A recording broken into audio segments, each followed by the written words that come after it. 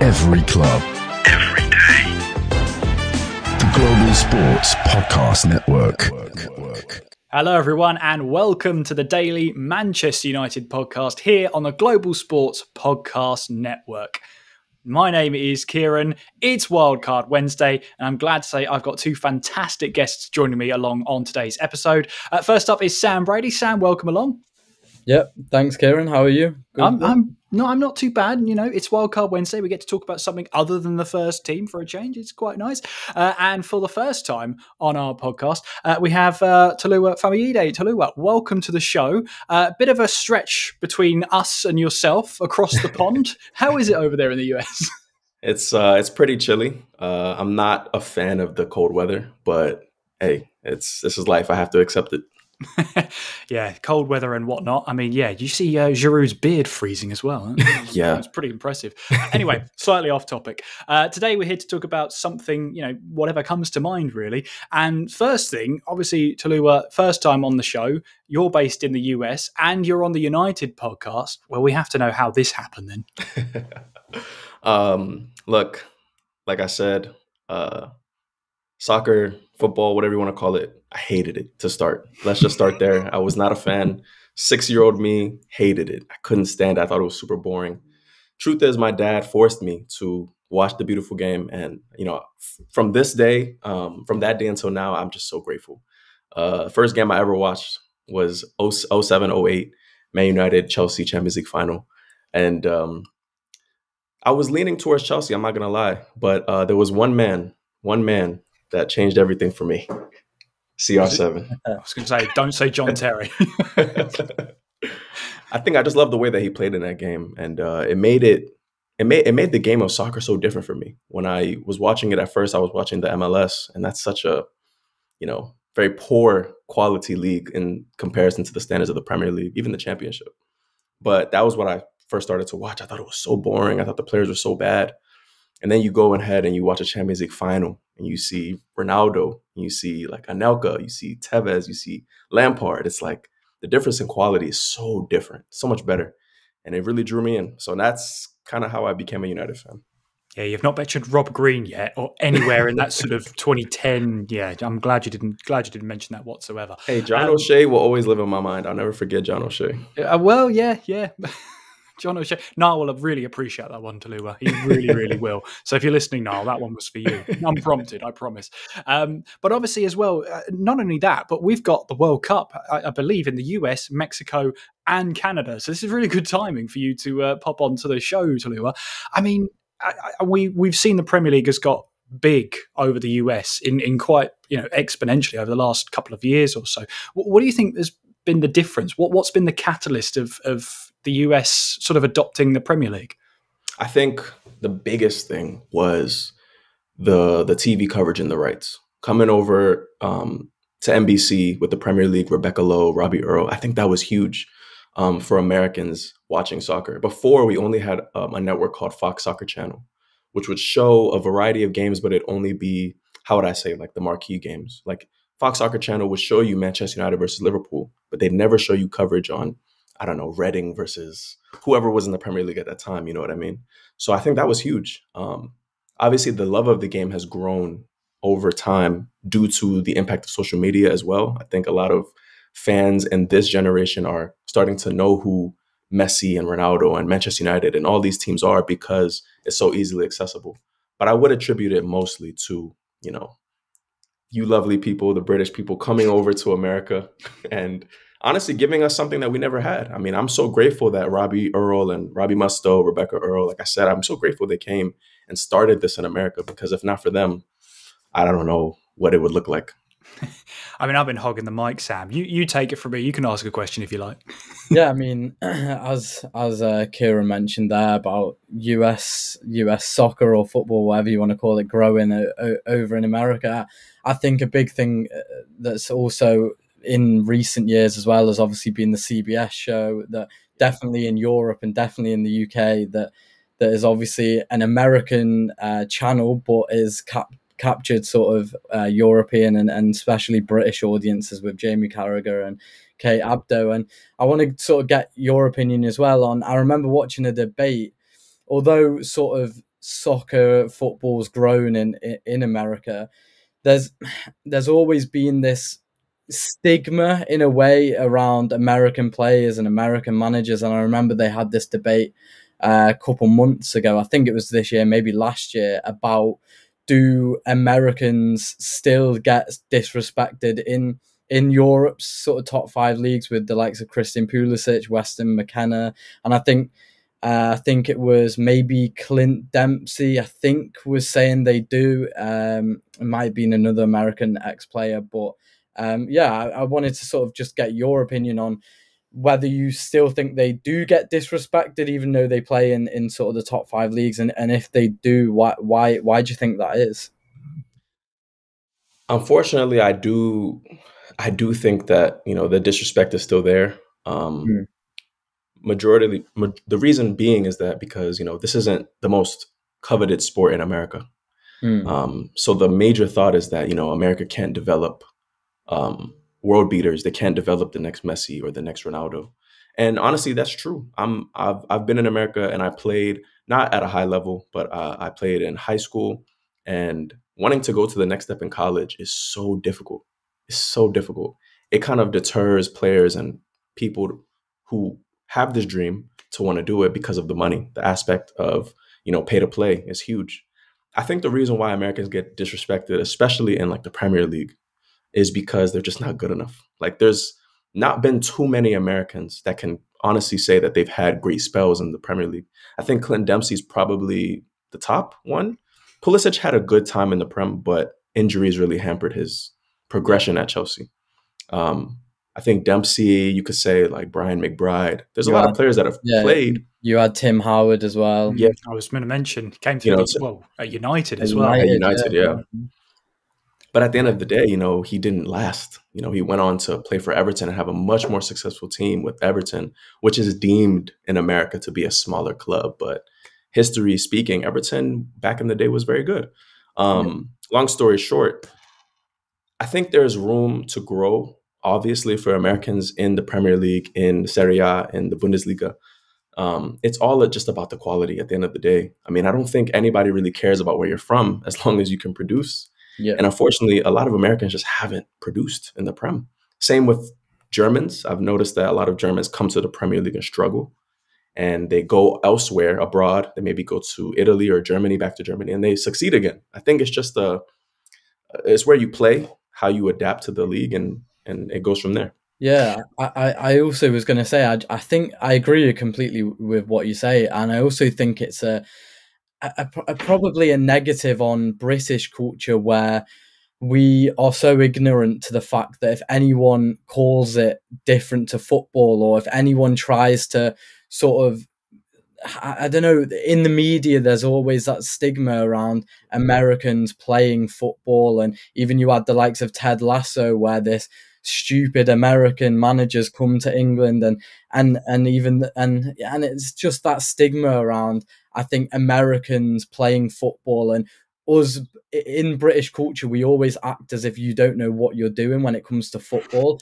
when I actually think that's completely untrue. When, as you've said, you've had players who are quality players like Dempsey and Tim Howard, and even now you've got players like Christian Pulisic playing for AC Milan, Weston McKenna also playing out in Serie A, and it's a credit to football over in America now that the MLS is obviously growing to the levels it's grown to. So I think it's also a British cultural thing, where I think we also dismiss people and different cultures of the way they play football, and maybe it's historic in terms of, like, we see the US and they haven't really done much in World Cups and they haven't won many major trophies, so maybe we look at it from that perspective. But I also think the World Cup, as Kieran said, the next World Cup's going to be a big one for the US, because it's going to put the US on a global stage, and it's going to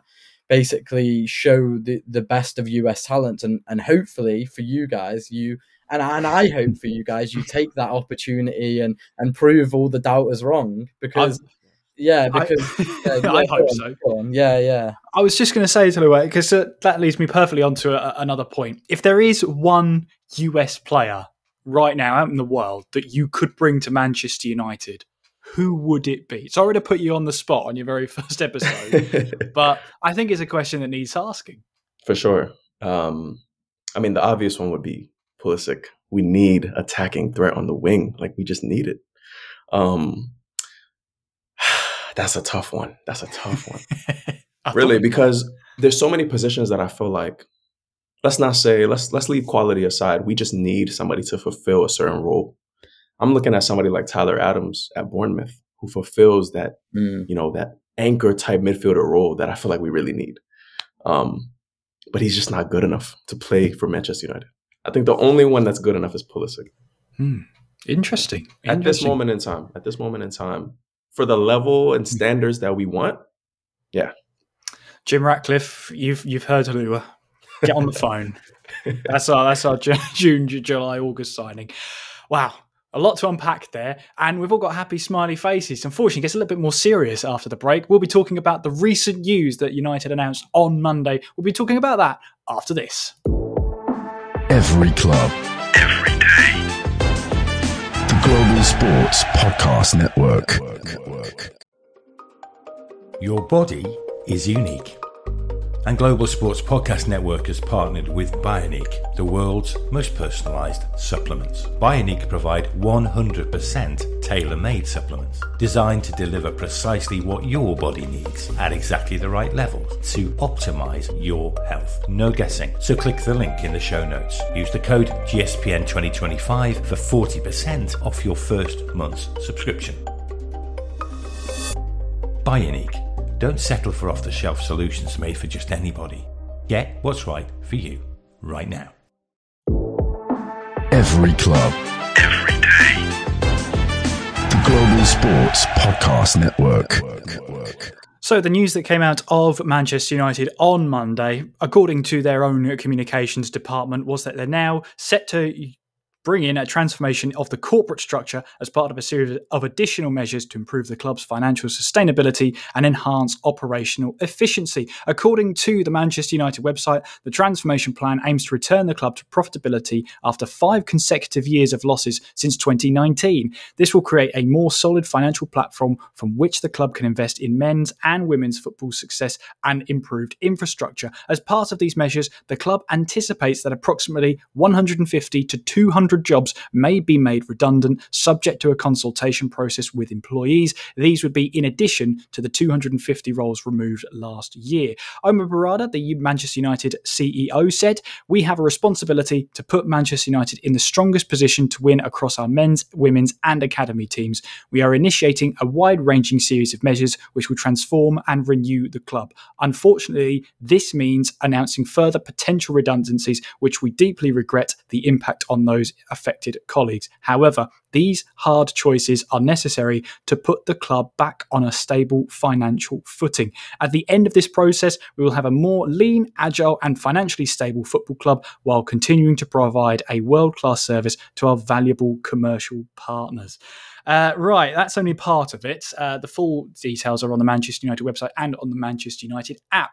But Sam, 5 years, they've commented since 2019, the club has made a consistent loss year after year. Now's the time, apparently, to try and recoup some of those costs. And we've heard clippets in the media about how they're going to do that. The stoppage of free meals at the canteen for everyone but the first team. I think the first team men's, but citations needed for that one. I mean, currently it's a shambles on the pitch and a shambles off it. Yeah, I mean, it's not a surprise that we've had a significant loss since 2019. I mean, obviously COVID was probably a significant factor to that, but also, I mean, if you just look at on the pitch recruitment, I mean, it's been an absolute farce, to be honest.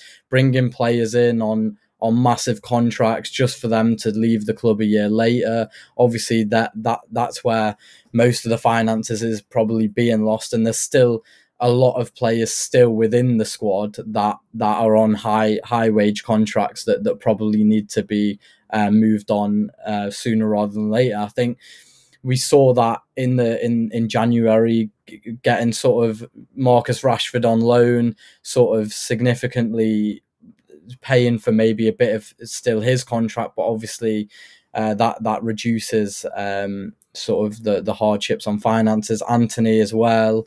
But yeah, it's not a good look at all. And as you said, there's those rumours as well coming out of the training ground around closing the canteen and trying to do different ways of making a profit. And look, we'll have to wait and see if what they say is true about after all these cuts, we'll get back to becoming a profitable business, which at the end of the day, a football club is a business. And if your business is losing money, then you need to significantly make changes. And it's just not a good look, really, especially where we are on the pitch, especially where we are in the league and how this season's gone. And now this is coming out sort of away from the pitch. And yeah, it just goes from bad to worse, to be honest. But as I said, we'll have to wait and see. And it'll probably be another year or two until we truly see the results of what they're doing now. So yeah, not good, really. Not good at all. Yeah, 5 years of financial losses consistently, Tolua. Apparently now is the time to start making these changes with the cutbacks they're making. But how do you see it across the pond? I mean, honestly, I feel like, I could run this club better on Football Manager. I feel like, honestly, a lot of these decisions, if I had to, just from the outside looking in, a lot of these decisions almost seem as if the higher ups are making excuses for their, how would I say, their shortcomings.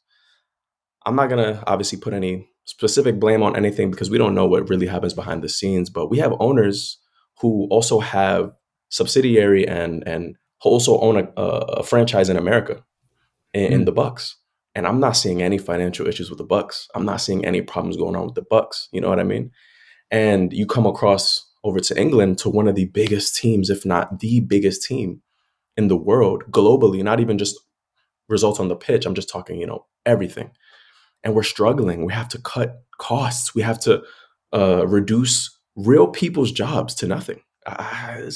It's a bit jarring. And like Sam said, it's just a joke. It's kind of a joke. I mean, let alone the position we are in on the pitch. We're cutting costs and, like I said, removing people's livelihoods. For what reason? To save money for a club that already makes money on the pitch? I just feel like it's a lot of excuses. I don't see the actual reasoning as to why we're getting rid of these things that were in place, that were successful in the past with previous managers, with previous players. And now all of a sudden we're cutting costs. I just think it's a cop-out from the United higher-ups. I know that Ineos has come in and they've promised us this change, but all I see is us going backwards. It's not like we're doing anything different. I know we're not making those major signings like Sam said, where we sign somebody on ridiculous wages and then the next year they're gone. We're starting to move away from that, and we're starting to be a little smarter, a little bit more financially tight. I still think that this isn't the way to go. I mean, does this change the fact that we're 15th? Will this change the result tomorrow against Ipswich? I don't think so. If anything, like Sam said, it's just a bad look. It makes us look, and by us, of course, I mean Manchester United, it just makes us look kind of weak, kind of makes us look like we have nothing else, desperate, if you want to say. So, yeah. Yeah, I think that to make the decision to make the cuts at the bottom of the chain rather than seeing at the top, you've got lots of footballers on there, as we've already mentioned on previous episodes, and as you've mentioned there as well, Tolua, bringing in these stars that are past their best. Let's put it like that. It's great to have them for a season or two. I mean, when Varane and Casemiro joined, they would have been great signings, absolute world-class signings 5 years ago. There's a reason Real Madrid were happy to absolutely take, what was it, a combined 70, 75 million, was it roughly? Maybe even more than that, it could have been. And to give them the bumper wages. But you can sort of try and track back to the star signings. I mean, how much did Ibrahimovic cost? Yes, he was a free agent, but how much were his wages? Bringing Ronaldo back to the club. It was a cut price fee, but how much were his wages? Even Alexis Sanchez, who it was reported he was getting, maybe 350,000, 400,000 pounds per week. I mean, when a player like that comes in and they're considered a star player, it's no wonder that players around that signing, that incoming signing, are going to say, well, why aren't I on that money? And so the negotiations have to start with the agents about raising the whole wages of the entire squad, not just one player. And I feel like if you really break the wage structure and don't back it up with, on-pitch success, consistent Champions League football, that even with the Premier League money, and it's one of the best paid leagues in the world in terms of TV rights and TV licensing, and you're still struggling financially, that should be setting alarm bells 3 years ago, not now. Yeah. As Sam said, COVID, it might be a big reason for this, but we were making losses before COVID. To use COVID as an excuse and just say that's the whole reason is incorrect. I think the bigger picture is there, as you said, Tolua, are real jobs on the line. There are people's livelihoods whose full-time jobs are at stake by a wage budget that has been broken for at least 5 or 6 years. We're going to take a little bit of a breather, and we come back. We should be talking a little bit more about Manchester United. Shock, horror. We'll join you after this. Every club, every day. The Global Sports Podcast Network.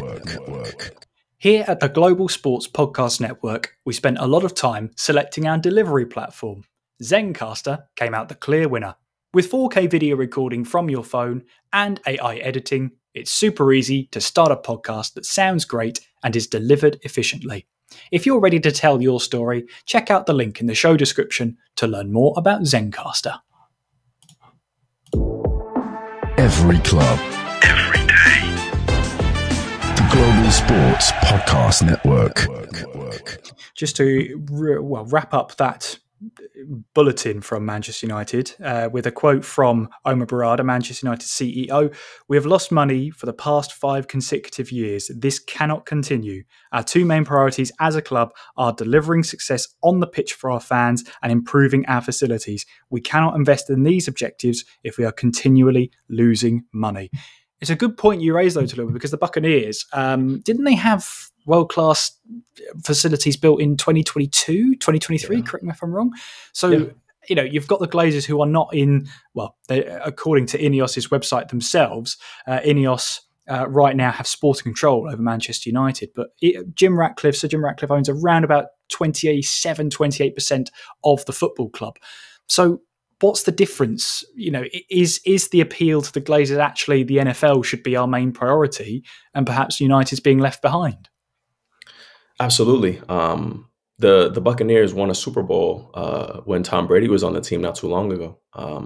And from that moment on, I realized, this is the Glazers' true priority, is success on the field, because I'm not calling the NFL, I'm not calling it a pitch, it's a field. Success on the field is way more important than what they do financially. But for some reason, for United, it's flipped. They're so worried about how much money United brings in and how much they can take, versus they don't really mind if United has a couple years here and there outside of the Champions League, or maybe they're not challenging for top 4. I think now it's all come to light because the decline has actually just been so rapid. When Sir Alex left, we had to suffer under Moyes, Van Gaal, Mourinho, Ole. And I say suffer because even though we were winning some of those years, it wasn't, how would I say, it wasn't convincing. It wasn't enough for me as a United fan, and I'm sure you guys as well, to say, oh, wow, we're back. Next season, we'll definitely challenge for the title. I said it, I believed it, and then next season we didn't.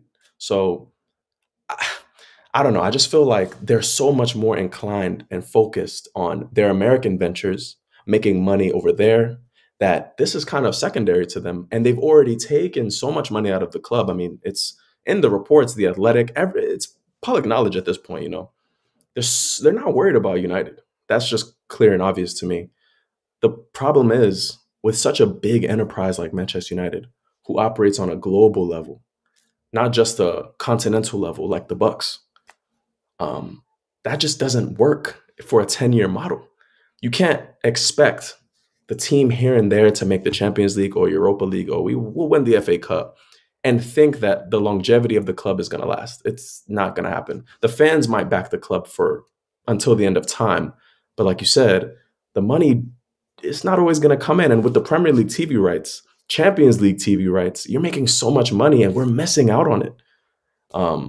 It's honestly just a shambles altogether. And I'm waiting patiently for the day that I get a Fabrizio Romano alert. The Glazers have left their post as as United owners.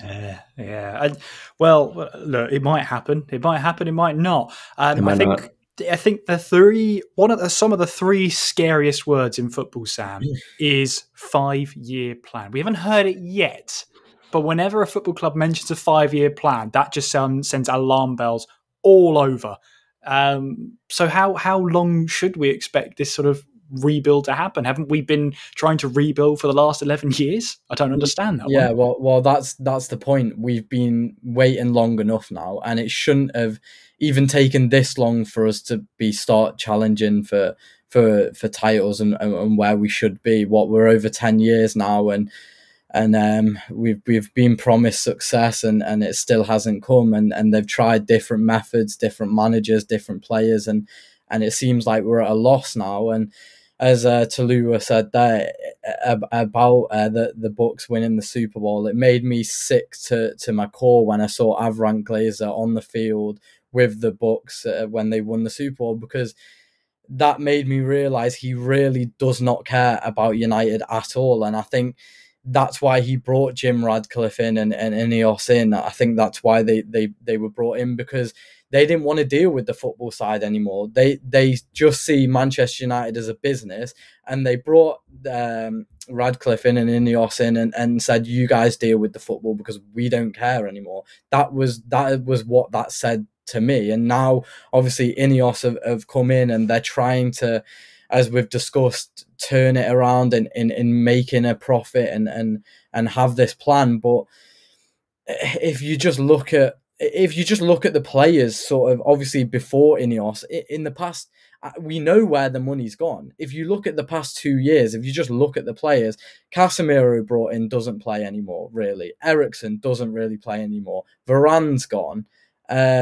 Anthony's gone. Like, we sign players for 1 or 2 years on high wages and then sell them for a loss. That's where your money's going.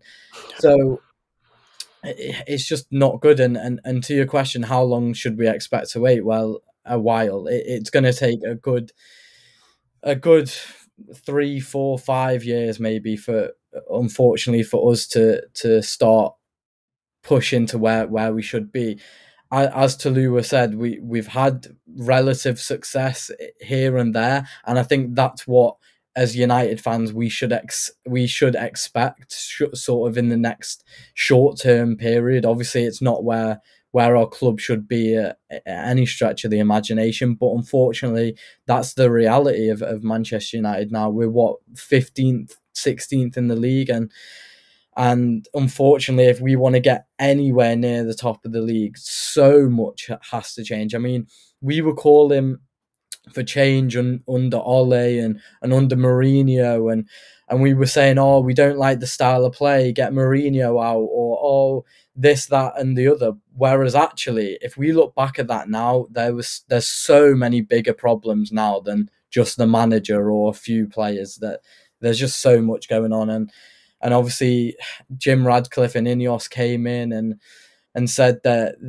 they'll do things differently than they've done before at the likes of Nice and their other sort of businesses. And because we were, as United fans, we were so sick of seeing Ed Woodward and the Glazers. I think we just took everything that Ineos and Jim Radcliffe said as the truth and hope that they were telling the truth. Whereas now, I think we're starting to rethink and think, actually, okay, it's better than what we had, but is it much better? So, yeah, it's a sticky situation, and we'll see how the season unfolds really on and off the pitch. Yeah, it's a rocky one, isn't it? Well, we have just over, it's 11 or 12 games to go in the Premier League. Hold on tight. As Tolua said, we've got Ipswich coming up as you're listening to this today. So look forward to that one. And we've got the FA Cup game over the weekend as well against Fulham in the 5th round of the FA Cup.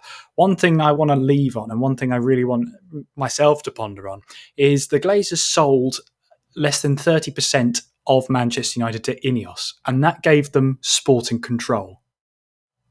I'll leave that thought with you. Well, in the meantime, though, thank you so much for listening to Wildcard Wednesday. Pleasure to have you on. And Sam and Tolua, thank you for joining me today. You've been great guests.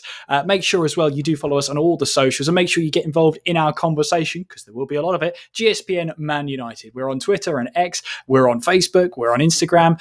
We're even on TikTok as well, whilst it's still around for you, Tolua. There you go.